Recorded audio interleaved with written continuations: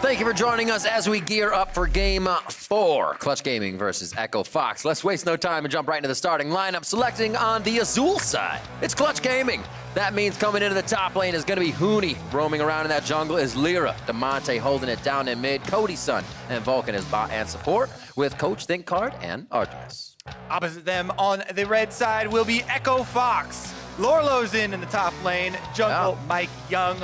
Mid Phoenix, bottom Apollo. Support Hakuho and coaches Song and Tyler up there. Yep, and we heard from Cody's son yesterday that Clutch is trying to make each game a fiesta and win by creating early leads and parties. Yes, they want to create the fiesta and then thrive in the fiesta. And in order to do that, they are drafting early game compositions. Demonte even started drawing a lot of assassin bans because he played the Kiana extremely well. He played Zed yesterday against Team Liquid. They did not find the victory, but those are the types of champions that they want to go for in order to create that early game style. And on that other side, Echo Fox has looked to change their starting five instead of shifting that play style, or maybe even a little bit of both. Yeah, Echo Fox have used 10 different players as starters in Summer Split and 5 different unique starting lineups in total. Now, they've subbed every single position, by the way, except for Hakuho, trying to find the correct combination of players,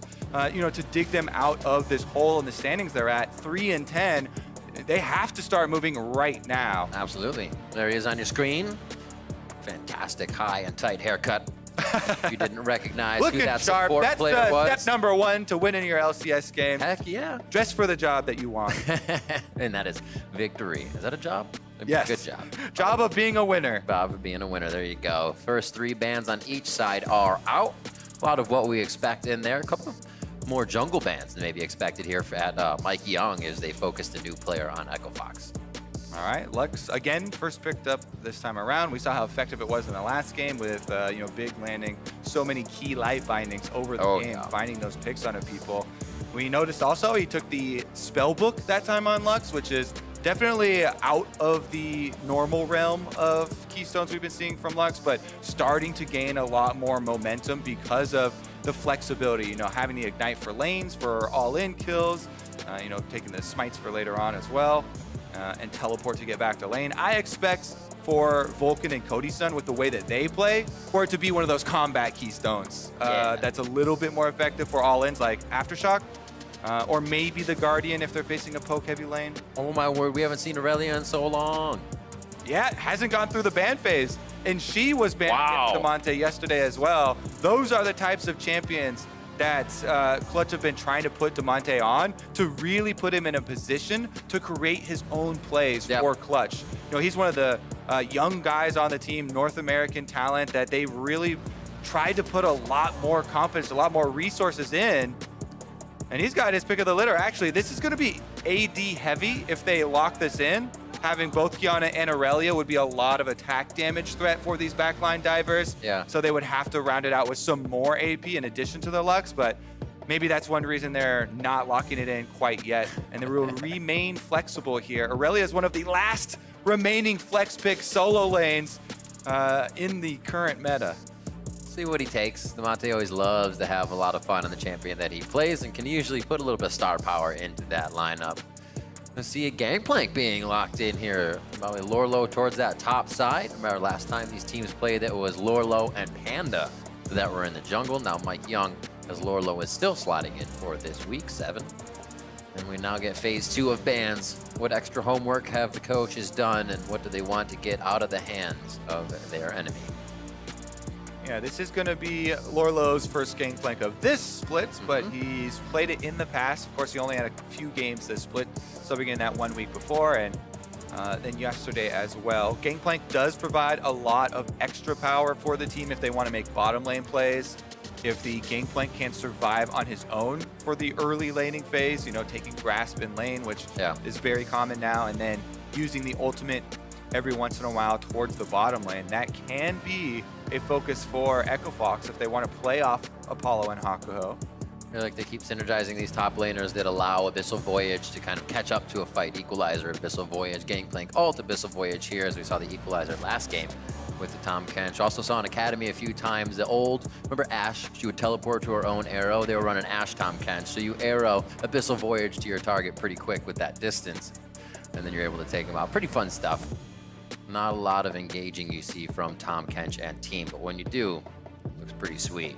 All right, Echo Fox taking down some more AP threats because Huni has been the one to play Aurelia most frequently for Clutch Gaming. So they think that it's going to go to the top side. Also, you're talking about global ultimates and semi-global ultimates that provide a long way to travel. They want to take out that Twisted Fate to remove a split push character that Clutch can use. If you're trying to play into that style of spreading the map and creating a lot of early action, Twisted Fate is one of the best at joining skirmishes that are very far away and picking up a safe bottom lane. Ezreal Tahm Kench, incredibly difficult to make plays on. What's the answer from Clutch? Everything's pretty strong in each lane so far. Cody Sun says, what can we start a Fiesta with here? Sever up there, they can run to the party faster. How do you want to do? Or you can get there with Killer Instinct. Who even takes an Uber to the party? We teleport there. Yeah, all right. Cody Sun gonna take that Kai'Sa. Kai'Sa looks pretty decent early on. They aren't gonna have to worry about too much since they're playing against Ezreal Tahm Kench, and it will be the Nico. Definitely a super strong lane here. Now these are still flexible, by the way. So Clutch with Aurelia and Nico, both of these champions can be in either solo lane. So Echo Fox still have to worry about some pretty difficult lane matchups. Nico doesn't have very many counter matchups. She's super strong early on. You can go AP, you can even go the on hit and switch it top lane. So they decide to go with some safety, some standard here. Corki in the mid lane, you basically just want to farm it out and try and avoid the early action that Clutch are looking to create. They do get the Corki in for Phoenix. See Huni on your screen as we go through the players. Huni looks like he's going to be on the Nico. Up to 20 seconds left on the clock. That's the last point they can change. So players have a chance to coordinate.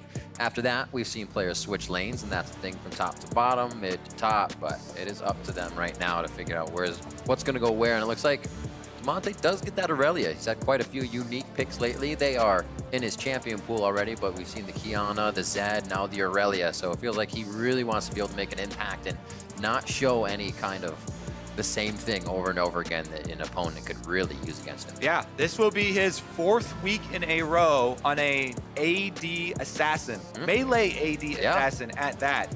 So they definitely have a style that they want to go for Clutch Gaming, and it revolves around getting kills early in the game, creating that action. I like that the matchup here too with Champion Select, Echo Fox have a lot more scaling, they have a lot more defensive opening to the game. So this is going to be a race between Clutch Gaming trying to create that early explosive kill and Echo Fox playing defensively early on to farm up to their first items, get some Trinity Forces under their belts, and then look to group up and use them. The explosive early game really plays into what Clutch did last time. A 27-minute matchup between these two teams with a victory towards Clutch. Like you said, Echo Fox hold off a little bit and then get to that point where they can just lay down the beating. It's going to take a little time, though. See how defensive they can play, but also make a few of their own advantages here towards the early game. Damonte riding his blade to the lane. It should be a great matchup between him and Phoenix. Yeah, we'll definitely be tracking the junglers early on. Lyra's on the Skarner, which is something that he found a lot of success on last split, and even the split before that. It's kind of part of his mini resurgence as jungler. See if these strong lanes will allow him to play a little bit more aggressively as a Skarner. Right now they're looking for a little bit of deep information. They don't find any control or any trinket wards for themselves with that sweeper, but they do get a deep spire activation as Huni goes in to start that one out. Mike Young will start on red, though, it looks like. I love it as they try to go back and forth with these things in the early game. It's like, how much does it really matter to you? It's like, quite a bit, actually. I'm going to go back for it. Delayed invade as well. He's still here. So he sees Damonte. You may not think that one's already passed, but... Defend the ward! Oh, no. Huni doesn't know. Now he sees Lorlo. He's like, okay, do not want to get pincered, but he's got a pretty long route back to lane. Level 2 won't be there immediately, but it's not like he's going to lose the Lorlo right away for that. Meanwhile, you can see on your mini map here, Skarner starting with the Raptor camp. So Lyra's going to be doing a red side, top to bottom clear here. So transitioning into red afterwards. By starting the Raptor camp, you get an earlier Raptor spawn. Raptors is one of the easiest camps for Skarner to take because you start with your talisman, you have AoE, so you can easily apply that leech. And if you get to spawn it once again super early, that allows you a very nice 3 and 4 minute gank opportunity towards mid. So everything to me is already signaling about setup work from your own jungling path to allow Lyra to spend time around mid lane. Raptor camp is the mid lane camp basically, and it makes a lot of sense when you have an Aurelia mid that you want to try and help apply pressure to. Because you never want to have an inefficient path where you go for ganks away from possible respawns here. And it is just that full red side clear first for Lyra. You can see took everything down there. Meanwhile, Mike Young on the other side, rushing to level 3 Jarvan with both buffs, and he's returning to the top side. Looking at where he might go. That 3-4 minute gank, Damonte's already got a little bit of vision above him, so he has been able to see if Mike Young took a path next to those Raptors just yet, which he has not. Good pressure topside from Huni. May call that Mike Young to a different spot as he gets roaming around. Mike's taking Krugs right now, may pay Huni a visit, so get pressure release for Lorlo. There's the scuttle grab coming in here for Lyra, letting the team know I'm going in, and question mark on the bot side for this might be where Mike Young is, but not. All right, pretty efficient so far for Lyra. Able to take up the Scuttle Clap, and he will return for a delayed blue spawn as well. So he can have blue buff a bit later into the action. Doesn't look like there's going to be too much possibility of an early offensive move from Mike Young. He knows he has to head back down, cross the map for bottom Scuttle. As Lyra has taken the top side one. So far, Lorlo is doing pretty well CSing here with Gangplank. Taking the harassment early on from Nico is sometimes fairly difficult. He's had to chug through all of his corrupting potion charges, though. And as you can see in the matchup of Sustain Wars, this will now go the way of Huni. You kind of whittle away at all those biscuits and control or corrupting potion charges of the Gangplank. Try and get him low and prep him for a possible offensive move. But no, you're just banking it, because you're getting tons of gold as Lorlo. That's what counts. Bank plank. Just don't die. The tried and true strategy. Although he's grasping, but it's okay. You still get money if you're queuing those minions. We would see too much discrepancy in either lane. It's about a 10 CS difference here between Phoenix and Damonte as he keeps phosphor bombing everything into the turret here. And it can't even be cleaned up. This is the role we thought Lorlo was going to take after cleaning Krugs. That one minion just stepping up. Clear it, Lorlo, so he can run up. I think he might have been seen at that point. Trying to stay on the outskirts, though. Huni hasn't acted differently throughout this lane. Sweeper will detect. And Huni also knows due to that Scryers. Or due to that clear, rather. Nice damage onto Hakuo as they trade back and forth. I mean, looking at the composition, Lorlo has orange. You're not going to really gank Mike Young. Phoenix and Valkyrie, where do you go as Lyra once you do hit 6? Well, it's always nice to have some support and some setup, but I have to say, looking at your Aurelia lane would be good for a level 6 Skarner. Currently top side, Huni does have flash, so we're not too worried about him, but he's getting pretty low. Quite close. Good barrel play by Lorlo to almost double up on a quick parlay and then an auto attack to blow those up. That's Ocean Drake, however, with that knowledge, Mike Young top going over to Clutch Gaming.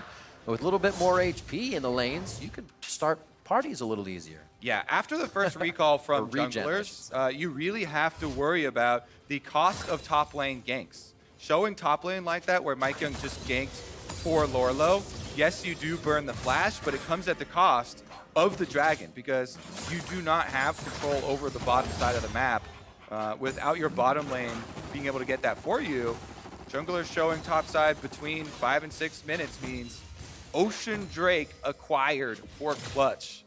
And that will be huge in allowing them to keep up the early game pressure that they want. They've got all these lanes that have either pushing power or kill threat. And now it's going to be very, very close to Lyra level 6 Skarner. Predator boots plus a Skarner ultimate. means that they can really effectively set up a gank in either the mid lane or the bottom lane, whichever one they're able to have a nice gank pack for. Oh, Mike messes up his EQ. Nobody saw that. I saw that. Now he's gonna pay. Oh, he gets pulled right in. I said it wouldn't be on Jarvan first, Kobe. They find Mike Young in the jungle. Flash down as well on that play. And first blood going over to Damonte. I kind of want a pro view replay to see what happened there. Mike into the river, and then just the Q went out by itself. So Lyra just walked straight up, and you're asking where you're going to use your first Skarner ult. No. It's on the Jarvan with no EQ combo, no dash. They kill him even with the flash being used. Clutch gaming, get the first blood, and guess where it went? Onto the Aurelia, the worst possible place for them. So Damonte now, who had been to behind in CS early on because of the range discrepancy, now extra money. Says thank you very much. It's still quite early in the game for anything to happen throughout. Triforce being built up by Phoenix here. You see just a few long swords for Damonte as he feels comfortable after that purchase to walk back to lane. He keeps cleaning up the CS, and he'll get right back into this at just about even. Blue buff for Phoenix is now things just starting to heat up a little bit. Mike Young may feel like he needs to be pressured into making a move, so we'll see what targets he goes for and what his priority is. Clean up by Lorlo at the turret. Looks like everybody's holding pretty steady for now. More bindings landing on the bottom side. It's kind of as we were expecting. Vulcan is using the Aftershock for Lux, so it's a lot safer of a Lux. When you hit that binding, you get a huge increase in resistances and a lot less chance of return damage. You see walking up right there. I'm okay taking a few hits and getting a 300 effective health shield. That's cool.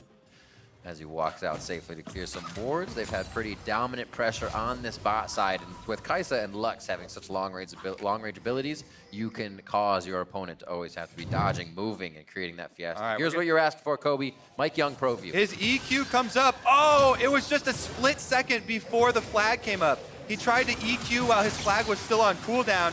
That's why only the Q came out. You could see that cooldown clicking, ticking there, though, and it was like maybe 0.5 seconds away from his flag actually being available, but that is where those sorts of death come from. I swear, time actually extends when you need 0.5 seconds to feel like 0.5 seconds. It becomes longer. This is truth. Ask the Galaxy.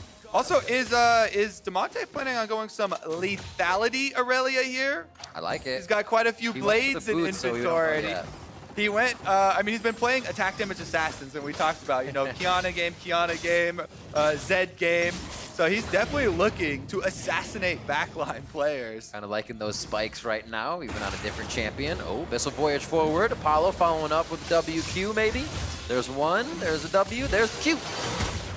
Pretty fundamentals there from Echo Fox. No gank happens though, as there's still a lot of safety coming out of Clutch's side.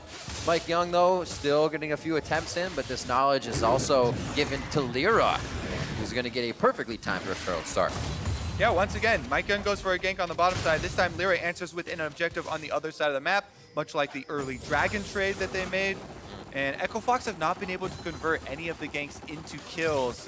The summoner spells coming back up off of cooldown, so they haven't been able to punish yet. Cody's Sun playing the 2v1 down here very effectively, just backing off, CSing from afar and allowing Lyra to pick up this Rift Herald. We're still very early in the game, plenty of time before the 14-minute mark where the turret plates drop off. So Lyra can get a lot of money out of this Rift Herald as well. They could even feed it to one of their carries, like the Aurelia. That's crazy as well. The first time these teams played, 10 minutes in, Clutch Gaming had a lot of control on the game, able to choose where they wanted to go. Here, a bit of a volley. That's going to be Lyra almost going down. He does to the aggro from the turret with some follow-up damage. 1 for 1, though, on those trades as they lose both junglers. Yeah, Lyra gets very deep there. I think he was trying to bait initially because he knew he did have the Lux backing him up, but here's Aquo. Says, I can devour you, Phoenix, if you want to go in. Looks like they did, but no devour necessary as they keep that wave pushing forward. Vulcan's here for a bit of protection. Let Damonte clean these right up. Has to be careful. There's some still big damage that can come out of Phoenix for that kill. All right, picks the last one up, and it is going to be a reset after that. Both junglers going down in the mid lane. party. Meanwhile, that means Huni knows no junglers can come to his lane, and he gets to continue to use the Nico advantage, attacking Lorelo under the turret. This time around, Echo Fox, though, they will trade for the dragon. Mike Young revives. They're trying to burn it down. Clutch are going to answer. Lux ultimate never makes this fun. Vulcan's very, very close to the fight, using that resistance from his rune very well. Mike Young going to get in there, not getting it, and that's the Lux coming up with the dragon. Vulcan comes up big. Lorelo's now going to try to get himself out. Just 150 HP in the marker. There's the auto attack. They actually give that to Damonte to make the Aurelia that much bigger. 2 down for Echo Fox as the dragon goes to clutch. Yeah, that's a tragedy for Echo Fox. They've lost so much now.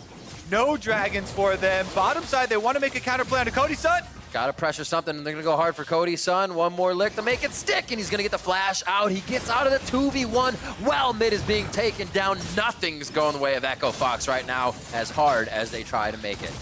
Yeah, big steal there. Vulcan with the Lux burst damage was able to get the Infernal Drake for them. They already had the pre-existing Rift Herald, so they're able to get the entire mid turret after that fight. All turrets placed, plus the first turret bonus. And now they are extremely rich. In the chase down, Damonte got another kill with the Aurelia.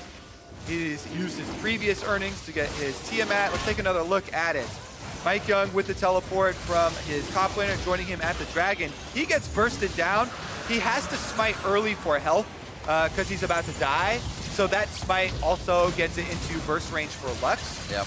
It's kind of a lose-lose situation, though, because if he doesn't smite there, he dies anyway. So for sure. You know, it's just a matter of Clutch making a good collapse there, and Damonte is quite happy. It's like, what? What, with mate? the outcome there. It was basically a situation where both junglers had died mid around the same time, and they both rushed as soon as they respawned to this dragon, but Clutch had the better collapse from the rest of their laners.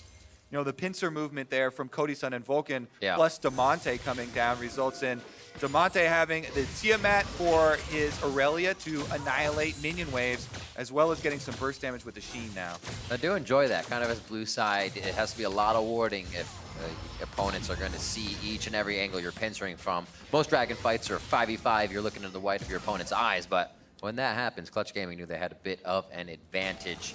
Vulcan put himself right in the mix. Why not? He has that Aftershock rune. He's been playing quite well. 1-0-1 for him. Cody Sun at 0-0-1. As they know, they haven't been joining the party too much. It's been happening on the other side of the map, but I think they are okay with that. 4-1 now, and a 3,000 gold lead here for Clutch, as they look to be putting on some more pressure towards that top side of the map. Skarner's clearing things out, and they might put that damage onto Lorelo's turret quite soon. Yeah, you saw all those pings just go down from the side of Clutch Gaming. It's because of all these deep wards. They didn't see Mike Young, but they did see Phoenix trying to head down there with the package. And as soon as you see Corky with package heading down, you alert the entire team. Everyone backs off, so no play for Echo Fox. They're still searching. Phoenix now trying to make his way all the way to the top side, but another ward sees him pass by, and they won't be able to create anything. Package is going to time out, so he uses it right back to mid. Easy farm. 30 CS lead about. They're on to Damonte, but those 2 kills, they're feeling pretty good for the Aurelia. Tiamat there, Stinger coming up as well. We'll be able to finish up a Triforce right quick. This Voyage down behind. They're trying to get in between that turret. Nice hit on the Cody Sun. Able to get a dash out of that one, or use his Killer Instinct, rather. Yep. Makes himself nice and safe in the situation. Cody Sun has been playing the weak side of the map, or maybe the more calm side of the map, we can call it, for Clutch Gaming very well. His Killer Instinct, he's constantly using it defensively for the shield and for the dash. This time, he's able to dash right out of the Cataclysm. There's a good try from Echo Fox, though, because they know he has no flash, so that's the area that they want to attack. That's why Mike Young and both Phoenix tried to make a move down there. So they are continually looking for these opportunities, just not able to convert, and it's resulting in a very big lead for Clutch. Big 4,000 gold lead, as you were saying. Cody Sun keeps himself safe there. Vulcan just off on the side. We heard Cody Sun talking about making everything a party. Quite funny, because in week 4, when we heard Vulcan in a quick interview say, Cody Sun is our no guy. If you want to go in, he's like, no, no, just at the turret. We're okay doing this. You're like, no, we want to dive more. No, just do this. Play it safe. I think everybody's kind of on board with the Fiesta thing now going forward, which is funny to see change throughout the season as, you know, we're getting wins behind being proactive. So let's keep doing it. That's really true. Now we're getting some of these high-powered item completions. Trinity forces come in from all sides. Phoenix and Damonte getting theirs in the mid lane, but also Lorlo on top side on that gangplank. Mike. Spooky ghost from Hooney. He's going to slow down the rest of the team to also initiate. There's so much hitting Mike Young right now, and he will finally go down, along with a kitchen sink coming across there to hit him. Hakuo, Grey Hell Shield, he should be good as Apollo fires in some Mystic shots from the side. No more real damage is sticking to the members of Clutch. And it's just going to be Mike Young down for now. That's an obvious Dragon going over to Clutch as they have no contest in that one. And they just continue to pick up these small wins that make it that much harder for Echo Fox to find a window back into the game. Yeah, Mike tried to flash next to Hakuo there to get the Devour out to get saved, but Hakuo couldn't get him in time. So another kill over and another Dragon down. This is 3 elemental Drakes for Clutch Gaming. Complete control now in the early game. These outer turrets are going to fall in quick succession. This will be the last one they pick up. The map is wide open, and they are well funded to continue the pressure in this game. And you can see the Clutch knows they are preying on Mike Young, and it's affecting him. The early gank in the jungle was something that happened to be theirs, but the tag-ons after, they know they're stronger than him because he's been a bit behind, because he hasn't been able to get those kills in as Lyra has been able to provide the assists. So each fight the Clutch takes, they are more and more confident that Mike Young is going to be that initiator. We saw them going right in on that one in mid lane, and now Mike, like, he may offer or even take this for himself to actually kind of get himself continue to build up. Yeah, he's definitely behind, as you're mentioning, so he's trying to catch back up here, take some extra experience for himself off the red buff. Phoenix, unable. He's playing fetch. He knows what he's doing. This blue buff is not having any patience. Got it. Do a little shimmy shake. All right, so jungle needs to be cleared by everybody. They're really sharing at the moment. Mike Young still trying to clean up as many camps as possible. Well, they are rightly his. You might see Apollo starting to clean those up too. Good CS between the marksmen as we check in on and take stock of those CSs across the board. Big bounties to be picked up by Clutch, so a little light at the end of the tunnel there for Echo Fox, but it's so conditional on how that fight would actually work out in their favor. They're gonna have to find something where Clutch is making an error. Yeah, these are the 3 key members, these carries on the side of Clutch that do have some bounties stacked up. Echo Fox have to be very careful not to completely fall into the doom and gloom scenario. They've been on a losing streak. You know, they're definitely behind in this game, and it starts to get really rough and hard to find an avenue to come back in these games.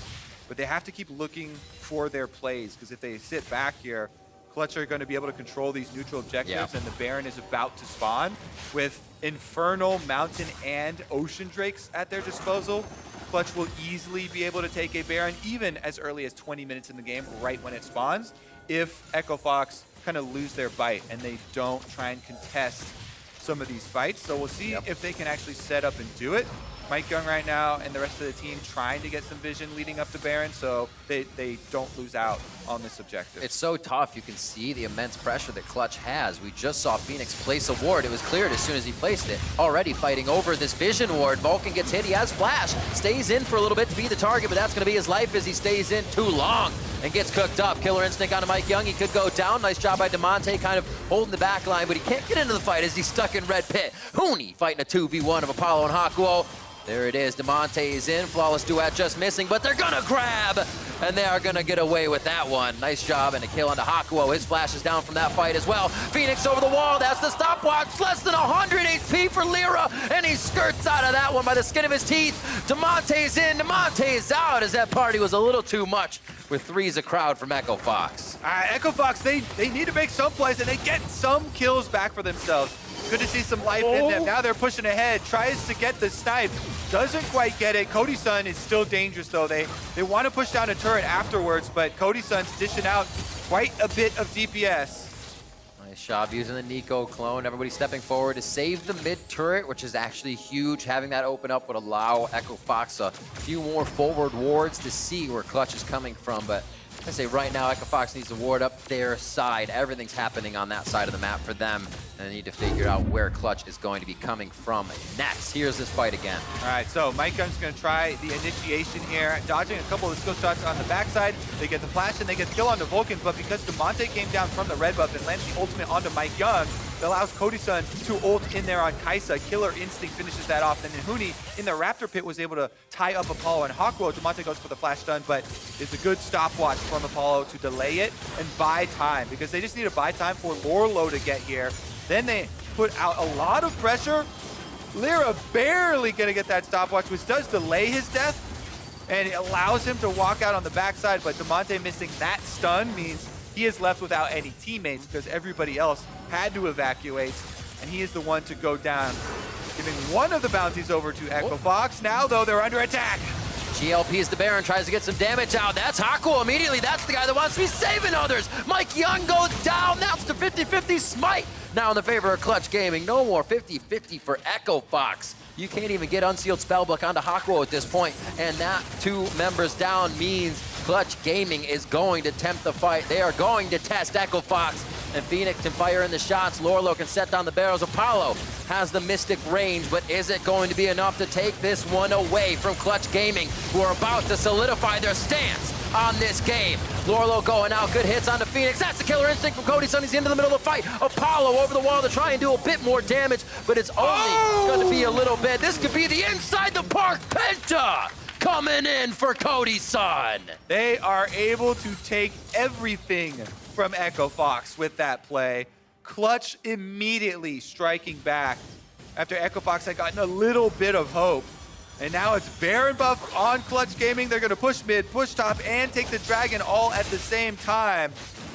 This map is in their control, to say the least. 23.5 minutes in, and they continue on the second tier turrets on the top side. Huni has kind of just been on his island, but 2-0 and 6 kind of in the shadows doing this work with the Nico. And watch this, Huni does a really good job playing frontline and screening for Echo Fox. Stoned. Yeah, the entire time he was zoning those 3 members, throwing out skill shots, keeping them outside the Baron. Then he also hits the ultimate, lands the snare there, allows Cody Sun to Killer Instinct in for another couple kills. That's a 6-kill Kaisa now, by the way. Whew, that did not get camped for early, was not focused early. Now he's got the Muramana Transform in addition to the Rage Blade and the Rapid Fire Cannon. So Cody Sun here on the Kaisa, huge DPS threat. Well, I would say Clutch has got the party started, Kobe. They are off and running, and they continue to invite more friends to each one of these fights. It seems Echo Fox falling over as they try to attempt these, but also not sitting back when they know they need to pressure. That was a must go for on that Baron, kind of at least try to get Clutch off. Unfortunately, it weighs on Echo Fox a little bit more, and Clutch is only able to walk down mid now, waiting for Demonte to bring up that cavalry on the bot side. Yeah, we're only 24 minutes into this game, and Clutch are already looking like they want to storm the inhibitors. The victory came last time 3 minutes from now, Kobe. As we tick up to 25, that's going to be 2 minutes as we math very hard here in the LCS. 12-3, the kills, as you said, onto Cody Sun, onto Huni, onto Demonte, and they picked out Aurelia and Nico to make sure they would win the side lanes. Definitely getting those conditions down, and the win is going to come very soon. Waiting for the Canyon Minion to at least not have Baron or the rest of the wave coming up. Always pausing the play for a few seconds there. It was a reprieve for Echo Fox, but the train is coming down the tracks very soon. And notice what's happening right here. You can see on screen, nobody went for those minion waves immediately because you want to sync them up. Yep. When both mid wave and bottom wave hit the turret at the same time, that's when you can move in and apply a lot more pressure. You can see Cody Sun now getting most of the turret, binding landing as well. You make your opponents pick and choose which way they're going to go. Huni's actually taking a good bit of turret shots, but gets the Pop Blossom off and denies a bit of the aggro there. Gets himself to safety. It's Apollo down.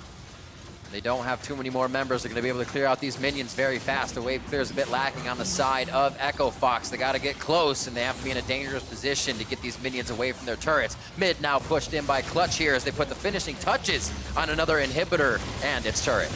Yeah, Clutch looking on point today. Cool They get They get both inhibitors, destroy the entire base, 6,000 Baron power play as it just now finally times out. And they get to return to base, a rich team. The last few games, we've had some huge power plays coming through. Optic as well had one for themselves. Magi's in for Huni, up at 10 stacks there. He's got a few books on him. Librarian Nico for him today as he goes for that Morella Namicon on top of his Spooky Ghosts and that GLP Super Soaker. A lot of core items as you look across their inventories here. You do have the Infinity Edge for Phoenix. He can maybe get somebody by surprise with a shock and awe, but there aren't many moments when he's only finding one member of Clutch. Yeah, that's what it's got to be now for Echo Fox. It's got to be surprise. Everybody group up on a control ward or maybe find somebody from Clutch who's spread out from the rest of the team. Because other than that, they are just out itemized. Out a lot of things. Out partied, out itemized. It seems like Clutch had organized through this party and forgot to tell Echo Fox. There's a kill onto Mike Young as he's just trying to get away. They can't even be in their own jungle at this point, let alone past those stairs on the base. Last inhibitor turret's taking damage from Clutch as they're doing a fantastic job. 4 Drakes in here.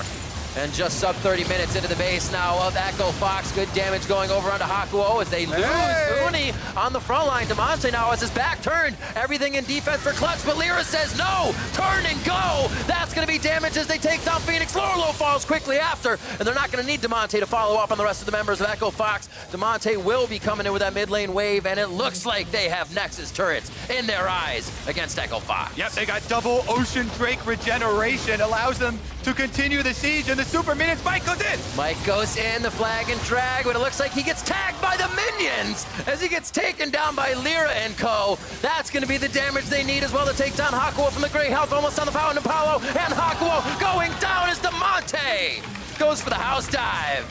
Not welcome at all, but Clutch are going to take the victory. I really like the style that Clutch have been committing to. Taking a lot of playmaking solo laners for themselves, going high pressure, trying to be very active early in the game.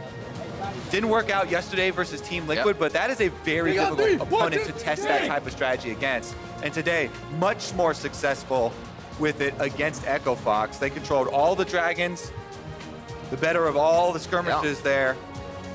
And a bit of a change as well. I believe Coach Artemis as well on stage with them. Apologize if I'm wrong, but new coaching staff for Clutch as well that is on stage with them during picks and bans. It seems like they are getting a few more things that they just have a little bit more punch with, and they can be more of the kind of player they want to get into game and be, instead of say, oh, I need to sit back, I'm playing a tank champion or X. Clutch Gaming went hard on that one. Yep. Huni on the Nico, able to play it very, very well. People have been looking for him to have a return to form. And if they've got Demonte on these, assassins in the mid lane trying to create plays, and Huni's playing his high pressure style, then the entire team kind of gets to go off of the same game plan. And that is where they're finding their success. And we see, like you said, Demonte having a few different champions that were unique to play. Gets the Aurelia. We know it's going to be strong, but it was like riding a bike. And the Zed, the Keanu was there, and he said, you know what, not this time. I could have as much fun as I want right now. And it seems like the team is just in that jovial mindset. And a lot of teams are having that towards the end of the split, where they've somewhat, as they say, find that identity, and they're a little bit more comfortable playing and having everybody shot call. For more on that win, Pastry Time is standing by for an interview. Take it away. Thank you very much. It is Tanner time here in the LCS arena. I'm here with Demonte, the mid laner of Clutch Gaming. Picking up a win here to bounce back after the weekend. How's it feeling after the 1-1? Pretty good. It's second week, we 1-1 now. So, I'm really going for the 2-0. The rest of our schedule is pretty easy. So, glad we can go 1-1 against a week where we should. And do you feel like there's been any recent changes to Clutch? Because I feel like stylistically, we've heard that you guys want to play more aggressive. What has that change been like to kind of bring their team together in the back half of the season? Well, we had a coaching staff change. So we have Artemis and ThinkCard now. And I think we changed our style a bit off of that. We're kind of playing less like monkeys now, kind of. When we go into scrims, we're like, okay, let's have a deathless game here. Let's try to actually play correctly rather than, we're going to fight and pretend we're G2 or IG or something. So, yeah, it's been a big change with the staff, I would say. And then for you, kind of as a younger player that's maybe still finding their way through the LCS, how do you kind of make those changes and find more consistency? Well, I would say, as a young player, you're kind of the player that has to change on your team. So for me personally, like my experience in LCS so far, I'm surrounded with like a lot of veterans, especially like Huni. I've played with Huni all my career, and I kind of have to mold my playstyle around how my teammates want to play, I would say, because I'm the new player. And I mean, I think I've found my footing for the most part here. I'm playing a lot of different champions now. I'm really comfortable on stage. So, I mean, it's been going great. Well, it certainly seems to be working out so far. Thank you very much for having a chat with me. Congratulations on the win today. With that, we are going to throw things back to the State Farm analyst desk. Thank you very much, Pastry Time. I do want to jump on the end of that interview only because I think it's in.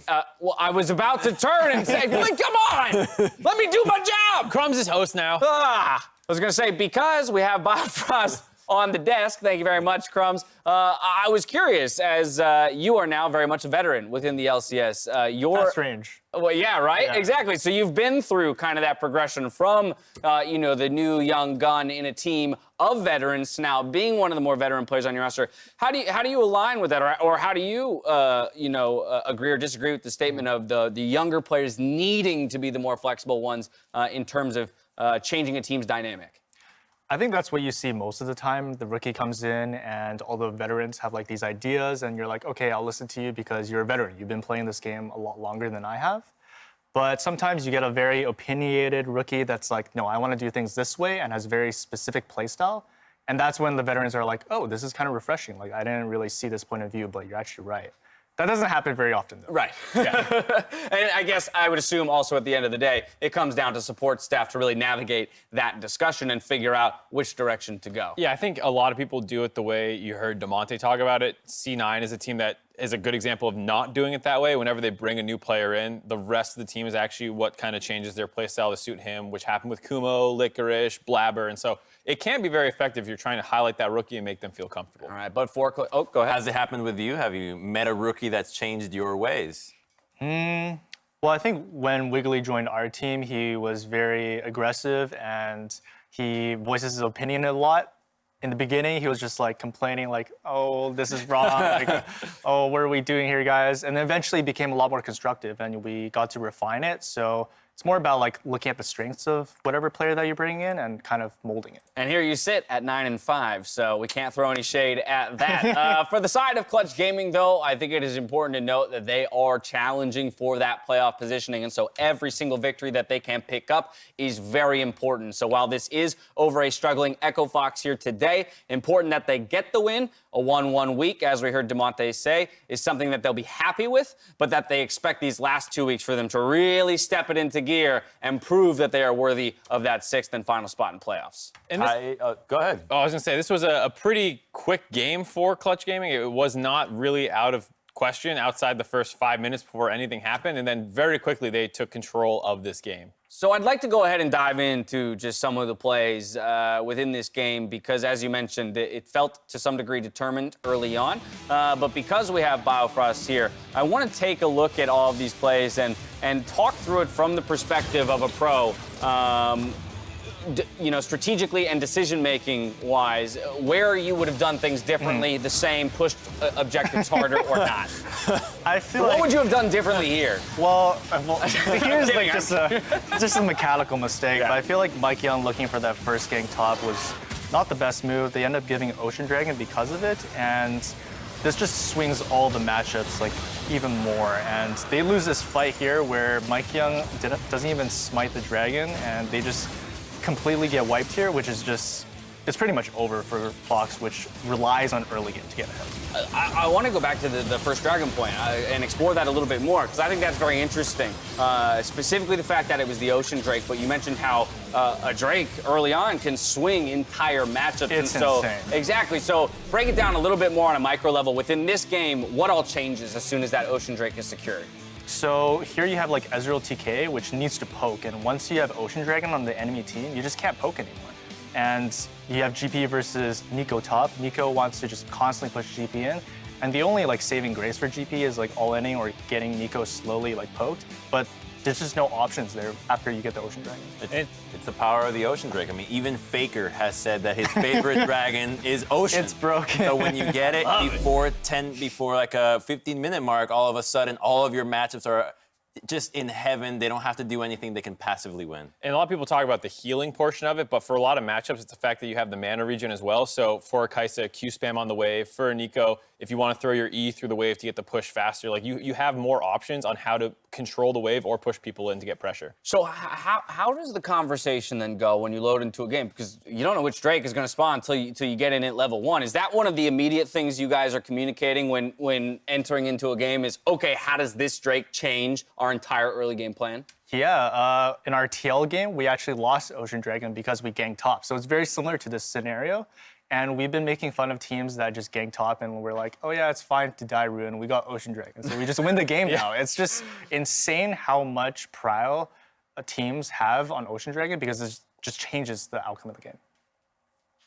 Yeah, I think in terms of early game ones, it's definitely the highest in how it influences lane matchups. Things like Infernal Drake scale off bonus AD and AP. So early in the game, later. Yeah, they don't really do anything. I mean, I think it's educational that we definitely get this on the Ocean Dragon, but I don't think that the Ocean Dragon really played a key factor in. What? There are some other problems with it. Let's go back to reality. Yeah, okay, that's totally fair. So then let's look at Clutch from the perspective of being on that bubble. Right now, tied for 6. Yes, they hold the head-to-head over Golden Guardians 1-0 at the moment. They will play each other on the very last day of regular split play. Of course, they might not be tied at that point. So let's talk about how Clutch can avoid a tiebreaker or even needing to win that final game in terms of improvement steps they can take to really refine the style that Damonte says this new coaching staff has helped them kind of target. I like it. I like it so far, too. They say, no, they're more control, but they're still keeping a lot of their tendencies in terms of draft and stuff. They have CLG next week, so they're doomed. And then, of course, they play 100 Thieves and Golden Guardians, the 2 other teams in the race right now. So they kind of have control over their destiny coming into that final week to make sure that they actually grab the final playoff spot. Biofrost, I've been asking all of our guests on the desk this weekend. I'll pull up the standings for you here. You can see the teams, in, I guess, now 6th through 10th. Golden Guardians, Clutch, 100 Thieves, FlyQuest, and Echo Fox. Who would be your dark horse to make that push for playoffs? I think for sure 100 Thieves. They have been That's the second person who said that. They've been improving a lot, actually, and I'm surprised they haven't done a lot better recently, where they have like a couple games where they just mess up. But I think they're definitely the team to look at. All right, keep your eyes on 100 Thieves, everyone. Biofrost, thank you so much for joining us today. Crumbs, would you like to thank him as well? Thank you. Okay, perfect. All right. Up next, 100 Thieves. That team to keep your eyes on battles it out against FlyQuest in Game 5. Don't touch that browser.